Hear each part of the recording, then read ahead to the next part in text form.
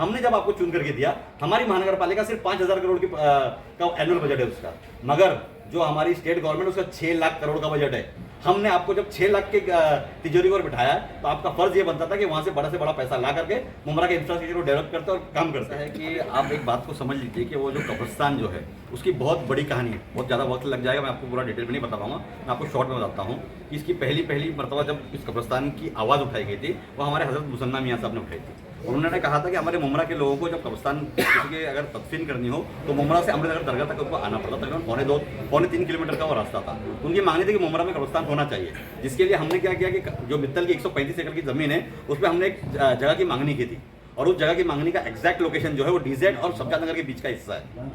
उस हिस्से के अंदर हमने कब्रिस्तान की मांगनी की। मांगनी होने के बाद में जो बिल्डर है वो बिल्डर ने उसको हमको मना किया। मना करने के बाद में हमारे उस वक्त के minority affairs minister and Waqf and Auqaf board के जो चेयरमैन थे वो हमारे आरिफ नसीम खान साहब थे।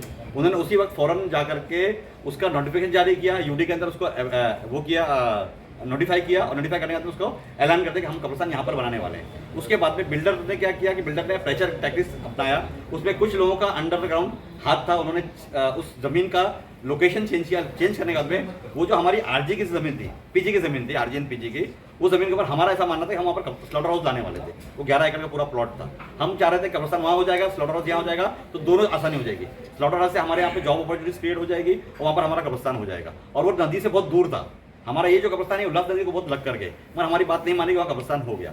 होने के बाद में उसका पूरा खर्चा महानगर पालिका ने तकरीबन 17 करोड़ अब तक के खर्चा किया है। तो मैं ये बोलना चाहता हूँ कि जितेंद्र अवार्ड साहब हमारे इलाके के आमदार हैं, हम उनको जब वोट देते हैं तो हमारी अपेक्षा ये होती है कि हम उनको स्टेट गवर्नमेंट में भेज रहे हैं तो स्टेट गवर्नमेंट से पैसा आना चाहिए, स्टेट गवर्नमेंट से फंड्स आने चाहिए और काम करने चाहिए। आज 15 साल का वक्फा गुजर गया है। इस 15 साल के वक्फे में जितेंद्र अवार्ड साहब ने मुमरा कौसा में जो भी काम होना, चाहे वो हॉस्पिटल का काम हो रहा हो, चाहे वो स्टेडियम का काम हो रहा हो, चाहे वो एसटीपी का काम हो रहा हो, चाहे वो मित्तल के रोड का काम हो रहा हो, चाहे वो कब्रिस्तान का काम हो रहा हो, वो पैसा कहाँ से आ रहा है, चाहे रिमॉडलिंग का काम हो रहा है, पैसा कहाँ से आ रहा है, हमारी महानगर पालिका से आ रहा है। हमने जब आपको चुन करके दिया, हमारी महानगर पालिका सिर्फ 5,000 करोड़ का एनुअल बजट है उसका, मगर जो हमारी स्टेट गवर्नमेंट उसका 6 लाख करोड़ का बजट है। हमने आपको जब 6 लाख के तिजोरी पर बिठाया तो आपका फर्ज ये बनता था कि वहां से बड़ा पैसा ला करके मुमरा के इंफ्रास्ट्रक्चर को डेवलप करते और काम करते। अब इनके मुद्दे पर आता हूं मैं। इनका सवाल ये है कि वहां पर राजनीति हो रही है। अभी लास्ट मोमेंट के ऊपर हमने 2.5 करोड़ रुपीज का हमने एक टेंडर कॉल किया महानगर पालिका ने। हमारा कार्यकाल खत्म होने के बाद में 5 मार्च 2022 को हमारा कार्यकाल सारे नगर से खत्म हो चुका है।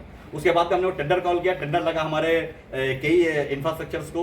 वो काम चालू कराने से पहले हमने वहाँ जाकर के बोला कि नहीं, इसको हमको अभी कैसा होता है ना कि हम बिट्स एंड पीसेस में काम करते हैं। हम क्या चाह रहे थे कि एक हिस्सा पूरा संपूर्ण तरीके से हो जाए, पूरा थोड़ा सा पैसा लाकर पूरे इलाके में काम करने की कोशिश करेंगे तो किसी का भला नहीं होने वाला है। हम ये चाह रहे थे कि एक छोटा सा हिस्सा हो जाए, इसके लिए हमने सबके सामने बात की थी कि हम कम से कम यहाँ पे 2 मीटर की भरती करेंगे, तकरीबन 6 फुट की भरती होनी चाहिए थी। मगर उसके अंदर फिर बीच में अड़ंगा डाल करके महानगर पालिका में प्रेशर टैक्टिक्स यूज करके, वो आमदार है, एक आमदार का प्रेशर टैक्टिक्स हमारे से बड़ा ही होगा, उन्होंने उसको उस तरीके से काम नहीं होने दिया और हमारे अंदर अड़ंगा डाला। मगर उसके बावजूद हम गए अब्दुल सत्तार साहब के, जो हमारे माइनॉरिटी अफेयर्स मिनिस्टर है अभी, उनके पास जाकर के हमने पैसा मांगा, उन्होंने 5 करोड़ का हमको ऑन द स्पॉट रिलीज किया।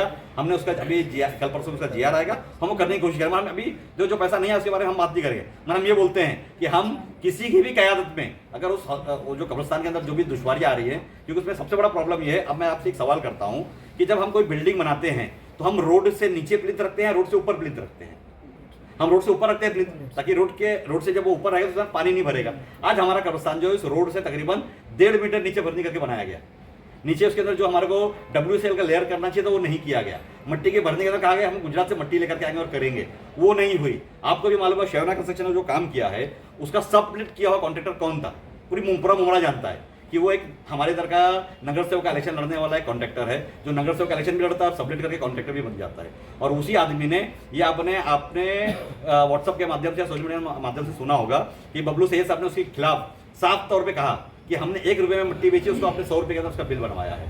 तो इस तरीके से 17 करोड़ रुपये के अंदर उसकी बाउंड्री वर्क और भरने का काम किया गया, जिसके ऊपर हम मुतमईन नहीं और हम उस टाइम पे आवाज़ उठाए। इसकी सबसे पहली आवाज़ जो हमारे अजीज बाडा साहब ने उठाई, हनीफ कामदार साहब ने उठाई कि नहीं ये कब्रिस्तान। हनीफ कामदार ने जो आवाज़ उठाई थी वो जमीन के हेरफेर को लेकर के उठाई थी, इन्होंने जो आवाज़ उठाई थी वो क्वालिटी को लेकर के उठाई थी। पर उस वक्त में ऐसा हुआ कि हम सब ने मिल करके उसको टैकल किया।